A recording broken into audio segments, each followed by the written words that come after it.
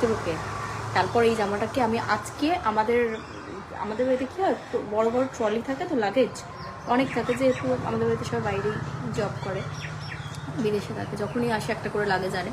তো এবার আবার যখন যায় একটা করে কিনে নিয়ে যায়, তো প্রচুর লাগেজ। এবার আমাদের যে পুরোনো জামা কাপড়গুলো যেগুলো আমরা পরি না, সেই জামা কাপড়গুলোকে না ওই লাগেজের মধ্যে ঢুকিয়ে চেন আটকে, সেই তো লাগেজ এমনি রাখতে হবে, তো ওরমভাবে রাখা থাকে। প্রচুর ড্রয়ার্স আছে এগুলো রাখার জন্য, বাট স্টিল ধরো আমার কিছু উইন্টার ওয়্যার, শুধু উইন্টারের জামা কাপড় একটা লাগেজে আছে, সেটা আমি জানি। শুধু আমার ওয়েস্টার্ন জামা কাপড় একটা লাগেজে আছে, আমি জানি।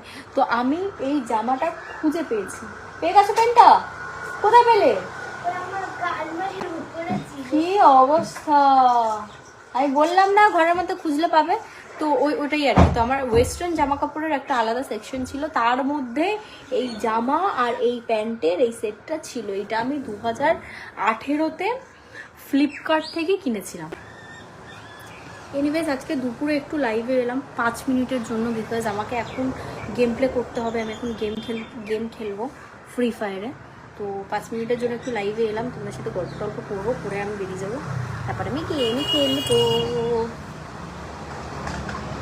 ভালো ভালো 2-4টা কথা বলবো, বলে আমি বেরিয়ে যাবো। চুল মাটিতে পড়ে যাচ্ছে, মাটিতে না, বিছানায়। তারপর বলো সবাই কেমন আছো, কি করছো? আমি জানি আমি অনেক দিন লাইভে আসিনি, তার জন্য আমি অনেক অনেক অনেক সরি। আর যতক্ষণ না পর্যন্ত মানে আমি এখনই চেষ্টা করি। তোমার শীত লাগে না? না, এটাই তো ব্যাপার, আমার শীতই লাগছে না, আমার কি গরম লাগছে, আমি পুরো ঘেমে যাচ্ছি। লাল হয়ে গেল, লাল হয়ে গেল ওখানে চুল কালার না, লাল হয়ে গেল। আমি পুরো ঘেমে যাচ্ছি, আমার গরম লাগছে। এই জামাটা না আমার অনেক বছরের জামা, আমি কিনেছিলাম অনেক অনেক বছর আগে, 2000। তুমি কি পাগল করে দিবা? না গো, আমি তোমাকে পাগল করবো না। হাই হ্যালো, দেখো অনেকদিন লাইভে আসিনি, তাই আমি ভাবলাম একটু লাইভে আসি, তোমাদের সাথে গল্প করি। বাট তোমরা যদি একটু ভালো মতো গল্প না করো তাহলে কী করে হবে? মানে ভালো মতো গল্প নাকি, ভালো ভালো একটু 2-4টে কমেন্ট করে দিলে। যদি বা সবাই ভালো কমেন্টই করছে, তোমাকে অনেক সুন্দর লাগছে গো, থ্যাংক ইউ। আমার এই জামাটা তোমাকে দেখাটা, এই দেখো, এটাকে একটু নামিয়ে দিতে। এই প্যান্টটা না মানে এই ফ্লিপকার্ট মানে অনলাইনের জামা কাপড়গুলো কেমন জানি ফিটিংস, মানে ফিটিংসগুলোই কি অদ্ভুত। এইখানটা থেকে বেরিয়ে থাকবে, ওখান দিয়ে ঢিলা, ওখান দিয়ে। বাট হ্যাঁ, ঠিকঠাক করে টেনে টুনে পরলে খুব একটা খারাপও লাগে না, মোটামুটি লাগে। বাট এই জামা আর প্যান্টের এটা একটা সেট, এইগুলো প্যান্ট লেস দেওয়া সাইডে, উপরে নর্মাল, আর এই জামাটা এখানটায় একটু সামনের দিকে, আর এই পিছনের এই সাইডের এই পোর্শনটা পুরোটা নেট আছে। ফ্লিপকার্টে কিনেছিলাম 2018, হ্যাঁ 2017 বা 18-তে কিনেছিলাম ফ্লিপকার্ট থেকে। তখন ভাই জামা আমার ঢিলা কি ঢিলা কি ঢিলা, মানে জামা আমাকে পড়ছে না, আমি জামাকে পড়ছি বোঝা মুশকিল, এত ঢিলা ছিল। বাট তারপর আমি এখন মানে একটু মানে অনেকটা এজও তো বেড়েছে আমার। 2017-তে কোথায় আমি স্কুলে পড়তাম, আর 2025-এ আমি বাড়িতে আছি, মানে আমার কলেজ কমপ্লিট। তো আমি যেহেতু বড় হয়েছি, এখন আমার ঠিক আছে। এই এটা কি লিখেছে মালকিন, আমি আপনার কুকুর হতে চাই, কি অদ্ভুত, এইসব কি বলে ভাই? এরকম কমেন্ট আমি এই লাইফে ফার্স্ট টাইম দেখলাম, তাই আমি পড়লাম। ও মাই গড, তোর বাড়িতে মা বাবা নেই? হ্যাঁ আমার বাড়িতে মা বাবা তো অবশ্যই আছে। মা বাবার থাকার সাথে জামা কাপড় পরার কী সম্পর্ক? মা বাবা যে তোমাকে ছোটোবেলা থেকে বড় করে, ছোট একদম জন্মের পর থেকে যারা তোমাকে বড় করে, তারা নিশ্চয়ই তোমাকে, মানে জানি না তুমি কি মিনা বললে, বাট আমি যেটা বললাম আশা করি তোমার বুঝে যাওয়ার কথা। আমার বাবা বাইরে থাকে, মা বাড়িতে আছে।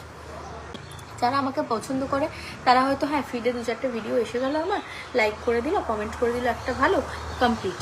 কিন্তু যারা আমাকে পছন্দ করো না, তারা আমার নাম দিয়ে খোঁজো, নাম দিয়ে সার্চ করো, করে একটা একটা করে পোস্ট তোলো, পোস্টগুলোকে তুলে তুলে দেখো, দেখে আবার লাইক করো না, বাট কমেন্ট করো ভুলভাল, তো সেটাতেও তো টাইম লাগে, সেটাতেও তো বুদ্ধি লাগে, সেটাই আমার কাছে অনেক। অল্প গান শুনলে পোশাক তো অনেক সুন্দর লাগছে, অল্প গান শুনান। আচ্ছা, পোশাকটা অনেক সুন্দর, থ্যাংক ইউ ভেরি মাচ। পোশাকটা আমি অনেকদিন পর পরলাম যদি বা। তো গান আর কি শোনাবো, গান এখন শোনানোর তো টাইম নয়। আমাকে বললে আমি ভালো করে জামা পরাই দিতাম। জামা পরাই দেওয়ার কি দরকার আছে, আমি তো ভালো করে জামা পরেই আছি। তারপর মানে আমি যখন কথা বলা আমি ফার্স্ট টাইম যখন আগে লাইভ করতাম, তখন আমি ভাবতাম ক্যামেরাটা এই জামা আর এই প্যান্ট। আমার বিয়ে হয়নি, সবে কলেজ শেষ করে আমি বাড়িতে বসে আছি। ভাই আমার কেন বিয়ে হতে যাবে, অদ্ভুত কথা। আমি কি বলে, আমি ওই কলেজ কমপ্লিট করার পর যারা যারা আমাকে আনএডুকেটেড ভাবো তাদেরকে বলি, কলেজ কমপ্লিট করার পর আমি একটা জায়গাতে জব করতাম। এবার একটা নয়, দুটো কোম্পানিতে জব করেছি।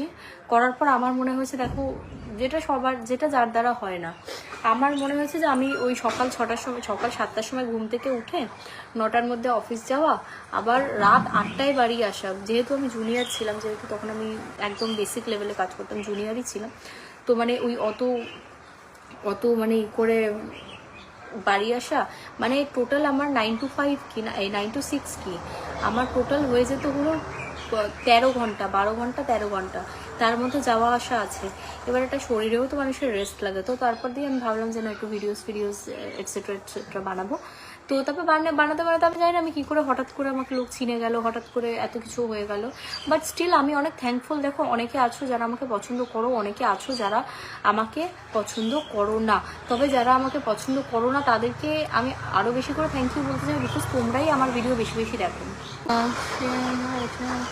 শোনো, আমি কোন অফিসে জব করতাম বা আমি কি জব করতাম সেটা নিয়েও একদিন আমি ভিডিও করব। তবে কোনো মানুষকে যখন তুমি আন্ডার এস্টিমেট করবে, সবার আগে তোমার জেনে রাখা উচিত যে সবারই কোনো না কোনো ট্যালেন্ট আছে, প্রতিটা মানুষেরই কোনো না কোনো ট্যালেন্ট আছে। আমি বলবো না যে ও আমার থেকে ছোটো বয়সে তো ওর কোনো ট্যালেন্ট নেই, না, হয়তো আমি এমন কিছু জানি না যেটা ও জানে।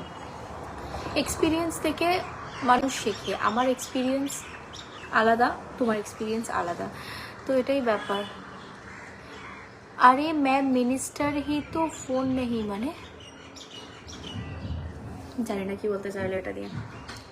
বাট হ্যাঁ, যেটা ব্যাপার আর কি, আমি খুব তাড়াতাড়ি মানে যাই হোক সোশ্যাল মিডিয়া থেকে তো বেরিয়ে যাবো ডিসাইড করে নিয়েছি। বিকজ আর যাই হোক,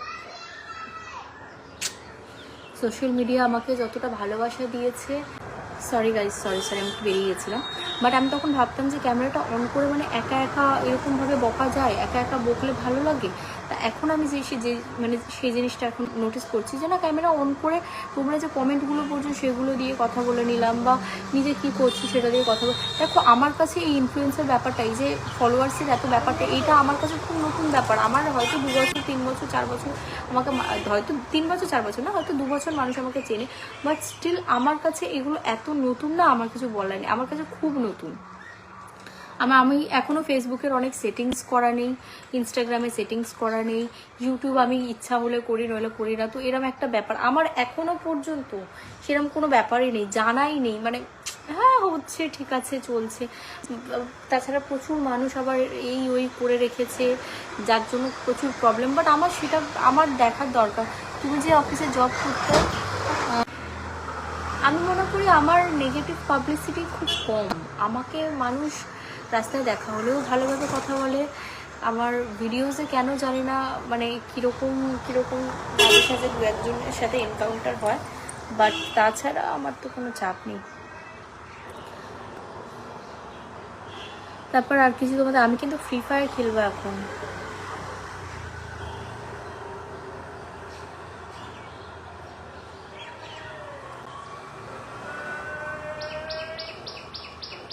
আজকে আমার স্কিনটা অনেক ভালো লাগছে, এই কালারগুলো পরলে আমাকে মেনে অনেক ভালো লাগে, হ্যাঁ না?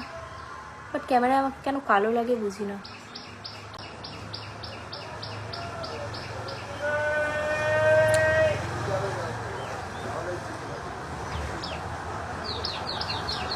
আমি খালি একটা কথা ভাবি, যেসব মানুষরা নোংরা কমেন্ট করে তাদের বাড়ির লোকেরা দেখে না, নোংরা গালিগালাজ করে অনলাইনে এসে। আমি নয় খারাপ, তা তুমি কি খুব ভালো ওইগুলো যে করছো? একবার নিজে ভেবে দেখো তো, যে কোনো মানুষকে যে আমি 2-1টা বাজে কথা বলে দিলাম, 2-1টা নোংরা ভাষা দিয়ে দিলাম অনলাইনে, সেটা কি খুব ভালো জিনিস? তোমাদের বাড়ির মেয়েরা কি সাপোর্ট করে? তোমার আমাকে পছন্দ না, তুমি আমাকে দেখবে না, তুমি আমাকে ব্লক করে দেবে, সিম্পল তো, অ্যাজ সিম্পল অ্যাজ দ্যাট। তোমার আমাকে পছন্দ না, তুমি সেটাকে আমাকে ডিলিট করে দেবে, আমার প্রোফাইল সোশ্যাল মিডিয়া হ্যান্ডেলসগুলোকে ব্লক করে দেবে, কমপ্লিট। তুমি আমাকে 2টো বাজে কথা বললে তো তোমার কোনো লাভ হচ্ছে না। আর তোমার বিশ্বাস করো, তোমার 2টো বাজে কথা বলাতে আমার কিছু ছেড়াও যায় না, তুমি যত ইচ্ছা বলতে পারো। আমার মজা লাগে যে এই জিনিসগুলো তোমরা, মানে আপনার ফ্রি ফায়ারের পাসওয়ার্ড কি? আচ্ছা, ফ্রি ফায়ারের পাসওয়ার্ড বলবো? এনিওয়েজ আমি এখন ফ্রি ফায়ার খেলবো, বাই।